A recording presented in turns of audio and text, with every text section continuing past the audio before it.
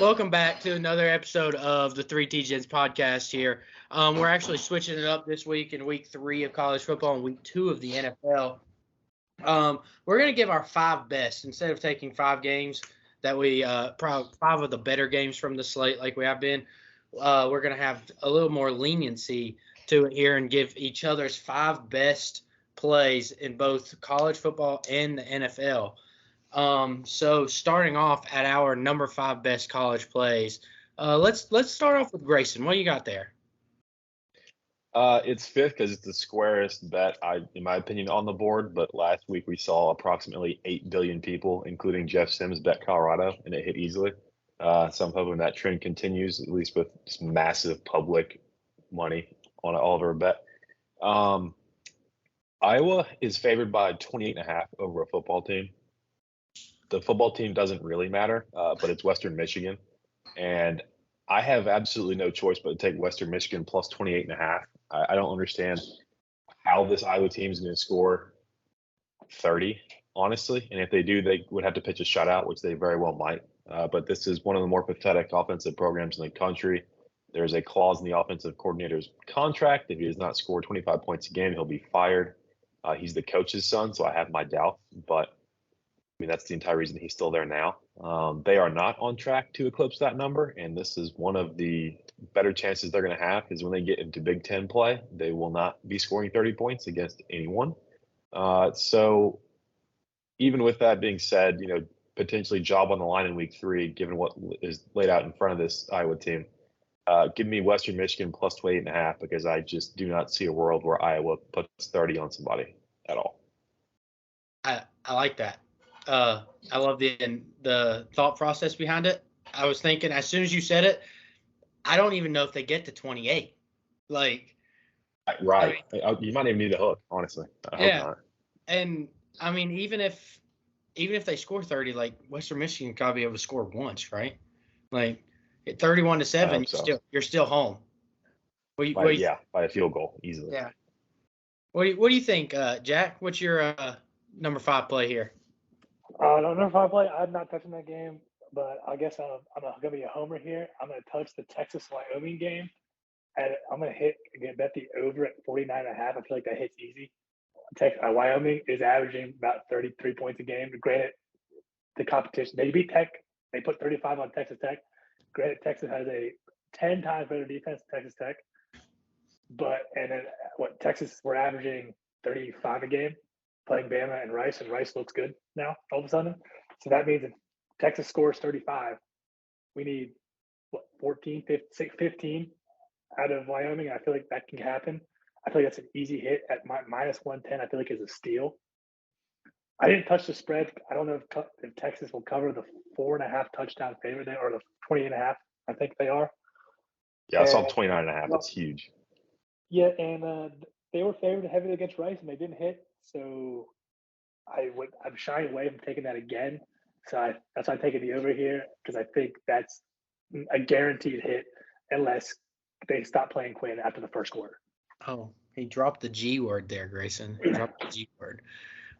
It's almost better. It's better than the L word, a lock, but I don't hate that play. I think that I don't know. On the Rice thing, JT was just doing God's work for WVU and just fucking up Dana Holgerson's season. So I'm just thankful for that, if you want me to be honest with that. But my number 5 play, I was kind of stuck in between this play that I'm going to, possibly Nebraska, but I cannot put money on Jeff Sims. I think after Grayson got burned last week. That is awful. Yeah.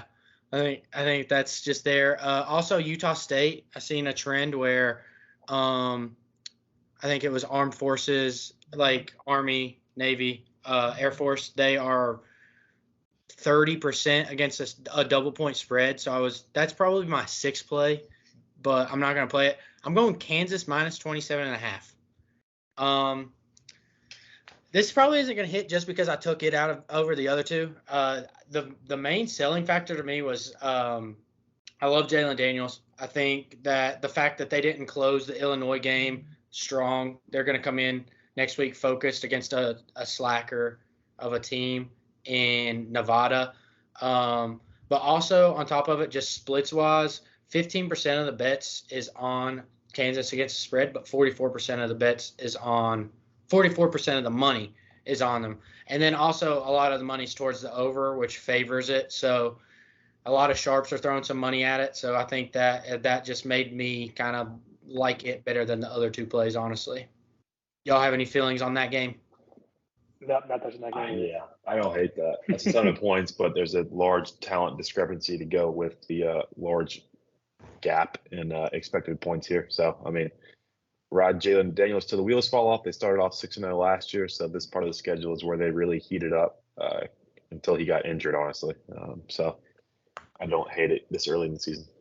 Yeah, as a WVU fan, we've seen that last year how the beginning of their season started. I mean, they're going to ride him till the wheels fall off. They did it last year when he hurt his, I think it was his collarbone or his AC joint. So I'm just going to take the fact that I think they kind of they didn't blow, but they blew a big lead against Illinois last week and made it more interesting. So I'm just going to go with that. So there's our number 5 plays. We're going to move into our number 4. That was a 1 unit for me. Jack, you start us off on our 4th favorite play of the college football week.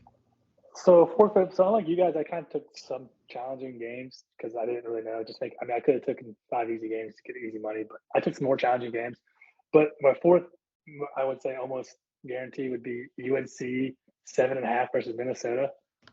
Minnesota, I don't think has a high-powered offense. They put up 10 against Nebraska, and then they put up 25 against Eastern Michigan. I think we could put up 25 on Eastern Michigan.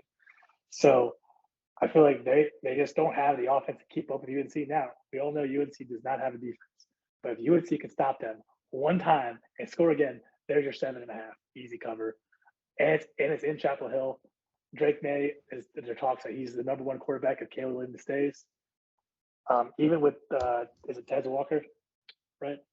Even though he's not playing the rest of the year, I still think him and then whatever the running back is, I can't think of his name. Amarvion, whatever. Between them two, I think the 7.5 is an easy cover, especially at -104. I like that line. I think that UNC's defense is improved from last year. At least they definitely looked like it in that South Carolina game. But not in the App State game. Yeah, but barely. Yeah. They, I mean, that's not saying much. After last year, they were bad. So that's improved true. Could be just a little bit. Grayson, what's your number 4 play? This is completely out of spite, as you alluded to. This team has burned me not just last week, but both weeks. So I've decided that since I will never get a Colorado game right, I'm going to start betting on them. So give me Colorado -23.5. And I hope to God they lose outright in front of game day and every other camera in this country because I am sick of Deion Sanders taking my money by paying quarterbacks $1 million to play like shit for 3 hours. Jeff Sims probably made more money than I will my entire life out of the Deion bag for having 8 turnovers, having 12 3-and-outs, and giving up like 20 points off turnovers. So I don't know who Colorado State's quarterback is. It doesn't matter. He never has to work a day in his life now because I'm sure that the Deion turnover fund has plenty of money because apparently Colorado made $18 million off that game last week. So good for them. But the 12-0 season stops now because I'm now on them at -23.5. If this doesn't hit, what are you doing? Celebrating and probably tweeting at him. You're like, I'll hold your entire career in my hands. So Grayson is going with an absolute petty pick with Colorado. I'm sick of it. I am sick of it. I love that. My number 4 pick, it's nothing like that. It's actually kind of square, honestly. I don't know how I can come off of that, but I'm taking the Bama versus USF under. A lot of people say they like the USF offense. I don't really care about it. It's more so Bama. 61.5. Okay. So I think that total is really high. I mean, I feel like Bama coming off a loss to Texas is going to be pissed off. Also, the main reason is I've seen a trend as I was doing some research that in the last 14 games that Bama has lost, the following game has went under. So therefore, probably take the over. But I'm gonna go with the trend and go under. I just don't think USF is going to be able to score on a pissed off Alabama, and I think Alabama will probably put up like 40. I mean, they might get into the 50s, but you're just banking on them playing some defense. I don't hate that play, especially if Jalen Milroe is the quarterback this week. I mean, Alabama, we saw it versus Texas. They are a run-heavy team. If you make them pass, they're going to not be able to, because Milroe turns into Jeff Sims when he has to pass the ball. But I think Alabama just runs the ball down their throat this game, and I feel like with them running the ball, with them running the ball, I just feel like there's not enough time for that 61.5 hit. So I do like your bet there. Thank you, sir. I appreciate the support. I appreciate it. Now we're getting halfway through our college football slate here. Grayson, start us off on our third pick here. All right, my third one is going to be Western Kentucky plus 29.5 at Ohio State. This Ohio State offense has looked brutal. They had a very unimpressive win against Youngstown State by, I believe, 4 touchdowns last week, 35-7, if I remember correctly. This Western Kentucky team will not win. I don't think they even challenge them very much, but they've scored 93 points in their first 2 games, although both at home. I think Kyle McCord is going to be the best quarterback they've played, but he is not the typical high-powered offense-fueling quarterback we've seen from Ohio State in the past. I think they still have all the skill talent in the world at receiver, but the guy throwing them the ball is considerably worse than C.J. Stroud, at least at this point. Also, keep in mind, this team goes to South Bend next week in what might be the game of the week at Notre Dame. So a lot bigger things on the horizon. So what's the sleepy 4 quarters against Western Kentucky? Looked at the total, but it was a bit high for my liking. I believe it's in the 60s. So shied away from that just a tad. So I would gladly take Western Kentucky plus 29.5 on Saturday. Yeah, don't hate that. The total is at 64.5, by the way, right now. That just feels like 40-20 written all over it. Yeah. Yeah. I don't hate that because I believe Ohio State is 0-2 against the spread this season. Yeah, yes. I'm kind of with you, though. I don't think that their offense, unless they find something, I don't think that their offense is – I mean, Western Kentucky's not good by any means, especially enough to beat them. No, absolutely not. But I think that they can score enough to keep it within 20-30, yes. You would hope. Now, hear me out, boys. For you Ohio State fans out there, for the 5 people who watch us on YouTube, imagine Quinn Ewers in the Ohio State offense. I mean, the line would be 41.5. But yeah. Quinn Ewers to Marvin Harrison. Honestly, Jr. Can we just stop talking about Texas? I'm tired of it. They'll lose soon. All right. They're going to lose Wyoming. What's your third pick? This is literally the spot where Texas would falter, though. They win a game that they shouldn't win. Well, maybe not shouldn't, but is unlikely to win, Jack. Okay? And then they would come back and they'll probably lose 2 games out of the next 3. So with that being said, my third pick's Wyoming money. No, I'm just kidding. No. Put your money where your mouth is. No. My third pick's actually a little bit of a fun one. I'm doing a 3-team teaser. I want to get some plus money. I was going to do alt lines so that way I could manipulate odds to get plus money, but FanDuel is currently not offering any alt lines in college football, which sucks.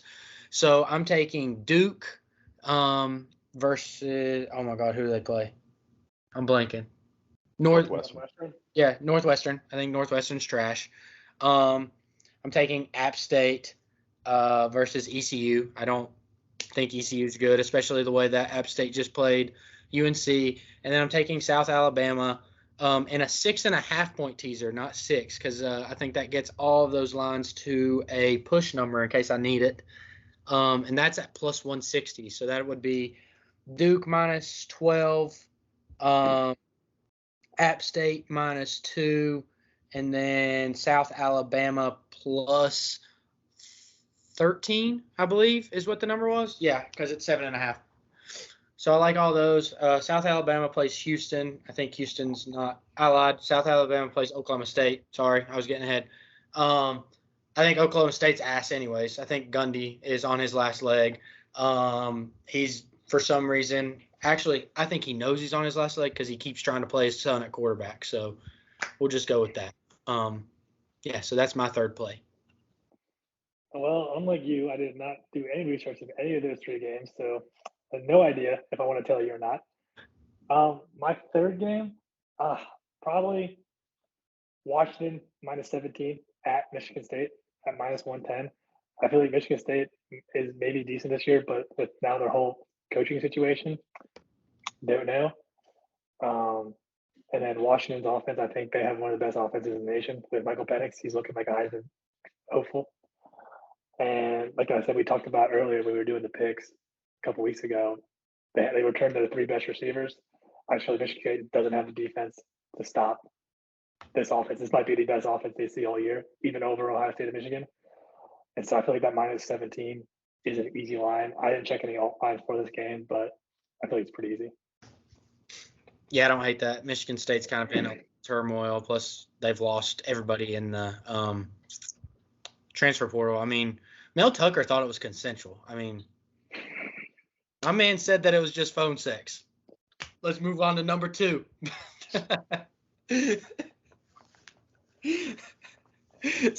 Grayson, what's your second favorite play of the week? I'm going to take Florida State -26.5. Hopefully they don't phone it in at Boston College with Clemson up next for them. That's no longer a look-ahead game because Clemson sucks now. So I took that out of consideration for this game. I think that Keon Coleman, Jordan Travis, rest of that Florida State offense, we saw them whoop LSU up and down the field in prime time to open their season. And I don't think that this introduction to ACC play is going to offer them much resistance, even up in Chestnut Hill. Boston College ran Phil Jerkovich off and were pretty insistent they would be just fine without him, even though they were trash with him, and now they are even worse. They lost to Northern Illinois outright. That's really all I have to say about Boston College as far as the angle on this play. Again, Florida State does come to Clemson next week, but as I mentioned, Clemson is now an unranked football team in this great country. So I don't think there's going to be a lot of look ahead to that one, thanks to Duke and our trash wide receivers. But yeah, I think Florida State has been rolling, will continue to roll. And if they do end up hitting a snag, I don't think it's this week, even on the road. So give me Florida State very, very big -26.5. Yeah, I like that. I mean, Boston College just barely beat Holy Cross last week. So, right. Like they won 37-34, right? And it took a lot to beat them. I think they were losing for a little bit of the game. It's just awful. They need to be relegated immediately. They are bad. I let my girlfriend Mally do a parlay every week. Shout out. And she had the first, week 1, her first play of her parlay, she took Boston College -8.5. so I'm lost me some money, unfortunately. Jack, what's your number 2 play of week 3? Number 2 play, I'm going to Mississippi State LSU. I'm taking the over 54.5. I feel like LSU still needs to pick up their defense. I mean, they're I overheard in a podcast earlier today, they're misusing Harold Perkins, arguably the best defensive player in football, and they're using him an off-ball linebacker to spy the quarterback. Just doesn't make any sense to me. I feel like this could be a high-powered offense. A high-powered offensive-wise game. LSU, I think obviously they're the favorite. They're going to win. I feel like Jaden Daniels, is going to easily throw. I don't really like it was -9.5 spread. I don't know if I like that quite, just because they haven't looked great yet. They could prove me wrong this game, obviously, but I was going to play it safe and go at the over 54.5 at -110 odds. I like that play. I think Brian Kelly sucks, so I'm just going to leave it at that. He sucks in big games. I mean, you saw Notre Dame, Mississippi State. Is this a big game? No, but when they go play Alabama or later this year, we never know. Yeah, my number 2 play is kind of a little bit chalky. I feel like it's pretty public from what I've seen, but it's just simple. Tennessee -6.5. I feel like that line should be way bigger, and I feel like it's a trap. I know that has trap written all over it. And I sat there and I stared at it, and I was like, do I really want to play this? I hate Tennessee, but I hate Florida more. But, man, Graham Mertz, they're just bad. He's just bad. So I just got to take the way better team, I feel like. I mean, I like Joe Milton, so I'm simple and sweet. Tennessee minus 6.5. I like that play too. I just don't think Florida's has figured themselves out yet. And like you said, I just don't. I'm not that high on Graham Mertz. I mean, he left Wisconsin, who they only do is run the ball. So Graham Mertz has no experience. Yeah, I looked at under 58.5, but I ended up staying away from it, at least for our purposes. But I do like that. Yeah. Well, also on top of it, FanDuel offers a 50% profit boost for it. So you can get Tennessee minus 6.5 at plus 137 right now. So that is what I'm locking in right now. All right. And now we're on our favorite play of the week. Jack, start us off with your favorite play of the week. My favorite play of the week, well, I don't know if my favorite play, but it's one of the better games, I guess, is Penn State at minus 14.5 versus Illinois. I feel like Penn State's offense is slowly coming together. I think Drew Aller is starting to make a name for himself. I don't think Illinois is that good, to be honest with you. I mean, Penn State didn't look great in their first game. I didn't really watch the second game of the season. But I feel like this could be a good hit. I didn't know. I think I should have looked at alt lines, like maybe minus 10.5, a little lower, just because I don't have full faith in their offense yet. But I stuck with what the line was on FanDuel, and hopefully at minus 115, it's a hit. I don't hate it. I don't like Illinois, but I personally don't like Penn State. I thought they should have destroyed us in the first game of the season. Our defense is bad. Our offense is the vanilla raid, as West Virginia Twitter likes to call it, because it's so boring. And they just didn't. Like, we were in the game. If we have a better coach, that was a winnable game for WVU when it shouldn't have been. So I don't hate the play, but I can't back it just out of a little bit of bias. That's fair. That's fair. It's more Bears. I thought about that W game. They didn't look great, but I'm going to have faith in Drew Aller this weekend, and hopefully he carries me to the promised land. I feel that. Grayson, let us in on your favorite play of the week. Yeah, this team has been an absolute wagon, especially at home, both this season and last season. A lot of changes for this team, but they're still a very viable threat out west to play spoiler, if not, catapult themselves to the next level of contender in the Pac-12. I'm going to take Oregon State minus 13.5 in the first half at home against San Diego State. The Aztecs were visited by UCLA last week and were beaten 35-10. I had that solo personally. But the second half score was very, very close. I think UCLA only put up 7 points in the entire second half. The game kind of slowed down and the clock just kept bleeding and bleeding and bleeding. It was a late game on the East Coast for us. But so with that being said, I'm going to take the Beavers of Oregon State minus 13.5 on the first half line. Just take all that last 6 minutes of sweating in a 27-point game when San Diego State has the ball out of it. I'd love to hit this in the first half and be able to just not worry about any kind of crazy backdoor thing where kids just want to put up highlights against one of the better teams on their schedule in Oregon State. So I'm going to take DJ Uyunglele. Please come back and save Clemson. But in the meantime, I will take them in the first 2 quarters Saturday, minus 13.5. I like that play. I was looking at FanDuel to try and tell it, and apparently the first half spread is not available. So my number one play of the week, we should just start queuing country roads. Wesley, come on now. Get out of here with that. Queue country roads. I'm taking WVU money line. It bumped actually to minus 2.5 last time I seen when I was looking at some splits earlier. Let me see what it's on FanDuel right now. It is at minus 2.5. So I took this earlier, money line minus 118. I don't love the 2.5, but I would play it for the sake of this. I just think that Pitt is not very good. I don't think we are very good, but I do think after last year that we are going to come out fired up. I think that we're home. We have some sweet new Country Road jerseys. I'm gonna be Huggins coming back. Yeah, okay. I'm gonna be boots on the ground. Me and Travis, we're gonna be going crazy. The quarterback in Pittsburgh doesn't like getting booed. He's a little bitch. So plain and simple, we're going crazy. We're gonna get in his head, and by the third quarter, he's gonna be crying. I mean, he's a 7th-year senior, and he's like, "Oh, I don't like when grown men boo me. Get a life." Shut up. Okay, we're finished with college football.